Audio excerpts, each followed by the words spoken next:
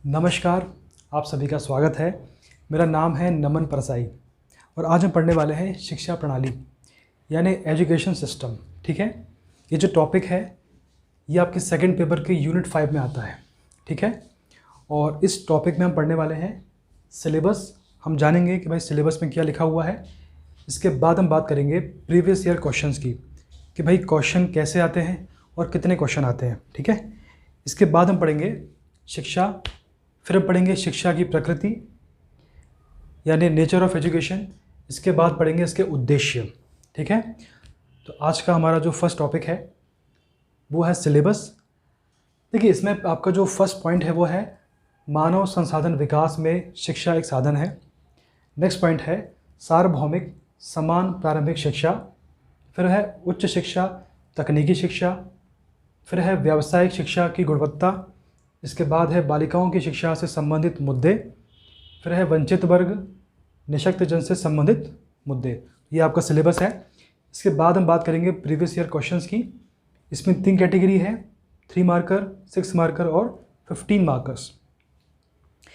इसमें पहली कैटेगरी में 4 क्वेश्चन हैं।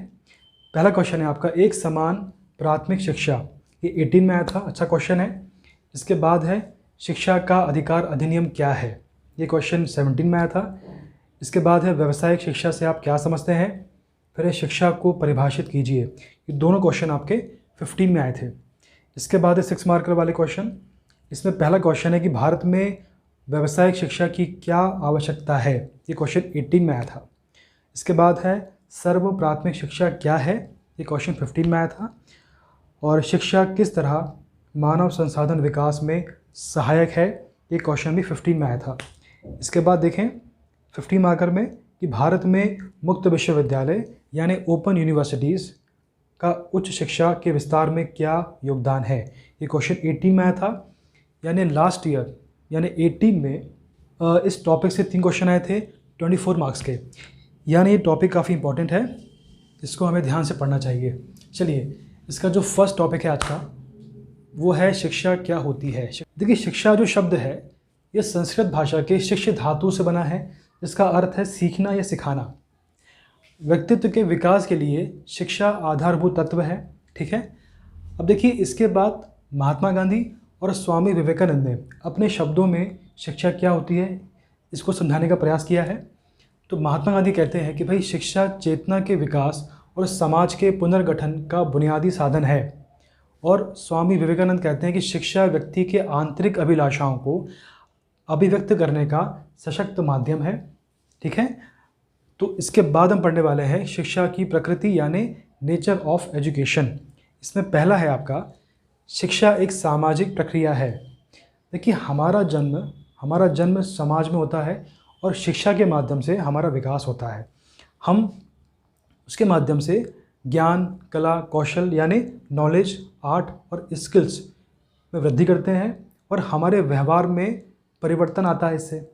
इसके बाद देखें, इसके द्वारा व्यक्ति व समाज दोनों निरंतर विकास करते रहते हैं। इसलिए हम कहते हैं कि भाई शिक्षा जो है एक सामाजिक प्रक्रिया है। ठीक है, इसके बाद नेक्स्ट टॉपिक है, नेक्स्ट पॉइंट है आपका शिक्षा अनवरत प्रक्रिया है। इसमें क्या है कि भाई जन्म से मृत्यु तक हम नए नए अनुभव प्राप्त करते रहते हैं और शिक्षा लेते रहते हैं, यानी शिक्षा कभी समाप्त नहीं होती है। ठीक है, इसके बाद है नेक्स्ट आपका पॉइंट है द्विध्रुवीय प्रक्रिया है, यानी शिक्षा के लिए आपको 2 लोग आवश्यक हैं। कैसे? देखिए, शिक्षा में एक होता है शिक्षक, एक होता है शिक्षार्थी। शिक्षक वो होता है जो शिक्षा देता है और शिक्षार्थी वो होता है जो शिक्षा लेता है। यानी शिक्षक वो है जो प्रभावित करता है और शिक्षार्थी वो है जो प्रभावित होता है। इसलिए हम कहते हैं कि भाई शिक्षक इसमें जो प्रक्रिया है इसमें 2 लोग होना आवश्यक है। इसके बाद है नेक्स्ट पॉइंट है आपका विकास की प्रक्रिया है, यानी शिक्षा विकास की प्रक्रिया है। इसमें कहा गया है कि भाई मनुष्य जन्मजात पशुवत होता है, जिसमें भाई मनुष्य जन्मजात पशुवत होता है, हमारे जो व्यवहार होते हैं जन्म से पशु के समान होते हैं। तो इसमें परिवर्तन कैसे आता है? इसमें परिवर्तन सामाजिक पर्यावरण के माध्यम से आता है। और दूसरा है कि मनुष्य अपने अनुभवों को भाषा के माध्यम से सुरक्षित रखता है और उसे आने वाली पीढ़ी को सौंप देता है। तो जैसे हमारे खुद के अनुभव हैं और कुछ अनुभव ऐसे हैं जो हमें अपने माता पिता से प्राप्त हुए हैं, तो हम क्या करेंगे, जो हमारे अनुभव हैं और जो हमारे माता पिता के अनुभव हैं उन सभी को मिला के हम अपनी आने वाली पीढ़ी को सौंप देंगे। तो इस प्रकार से विकास होता रहेगा। तो इसी प्रकार से ये विकास होता है। अब इसके बाद है कि भाई शिक्षा एक गतिशील प्रक्रिया है क्योंकि इसमें परिवर्तन होता है। ठीक है, इसमें क्या लिखा है कि भाई मनुष्य अपनी सभ्यता संस्कृति का विकास करता है। और कैसे करता है, उसे एक पीढ़ी से दूसरी पीढ़ी को हस्तांतरित करके। और इसके बाद है शिक्षा सभी परिवर्तनों को स्वीकार कर आगे बढ़ता है। चूँकि शिक्षा सभी परिवर्तनों को स्वीकार करती है इसीलिए शिक्षा गतिशील है। भाई हमारे समाज में ऐसी कई परंपराएं, ऐसी कई प्रथाएं थीं जो वर्तमान में नहीं है, यानी हमने परिवर्तन किया है। तो इसलिए हम कहते हैं कि भाई शिक्षा जो है एक गतिशील प्रक्रिया है, इसमें समय समय पर परिवर्तन होता रहता है। इसके बाद है उद्देश्य। देखिए उद्देश्य आपके 4 प्रकार के होते हैं, सामान्य, विशिष्ट, व्यक्तिगत और सामाजिक। ठीक है, देखिए सामान्य उद्देश्य क्या होते हैं, भाई व्यक्ति के व्यवहार में, चरित्र में, आचरण में और उसके भावनाओं में, विचारों में परिवर्तन ला सके। उस सामान्य उद्देश्य का क्षेत्र व्यापक होता है, यानी चाहे भारत हो, अमेरिका हो, रशिया हो, जापान हो, इन सभी जगह सामान्य उद्देश्य समान होगा, यानी शिक्षा का सामान्य उद्देश्य समान होगा। ये अपरिवर्तनशील होते हैं। ठीक है, इसके बाद है विशिष्ट। वर्तमान में इन्हें ही सामान्य उद्देश्य कहते हैं। ठीक है, इसके बाद देखें इनका क्षेत्र प्राकृतिक सीमित होते हैं और निर्माण विशेष परिस्थिति को ध्यान में रखकर किया जाता है।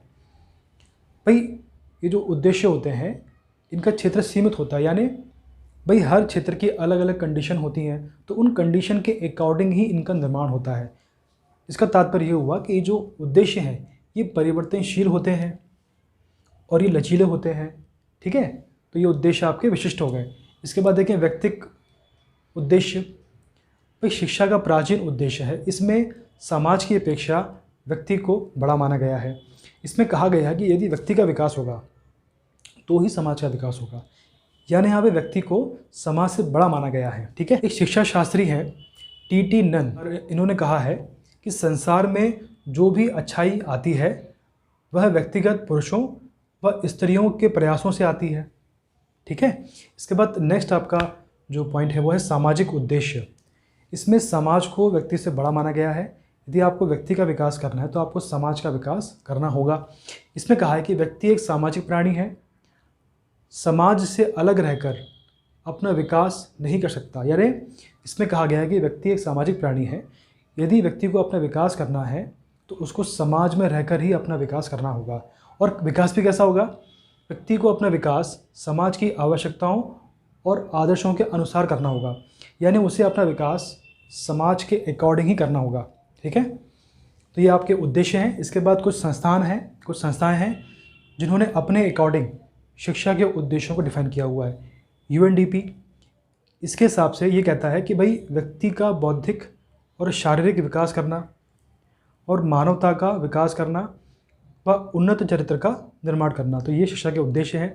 इसके बाद है UGC, तो इसने कहा है कि भाई शिक्षा के जो उद्देश्य हैं वो है विवेक का विस्तार करना, नए ज्ञान के लिए इच्छा जागृत करना, फिर है जीवन का अर्थ समझने के लिए प्रयत्न करना, व्यावसायिक शिक्षा की व्यवस्था करना। ये 4 पॉइंट्स हैं इसके। फिर है कोठारी आयोग, इसके 3 उद्देश्य हैं।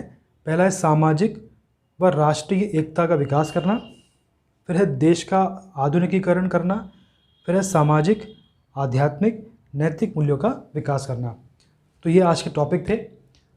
मैं उम्मीद करता हूँ कि हमने जो पढ़ा है आपको समझ में आ गया होगा। ठीक है, धन्यवाद।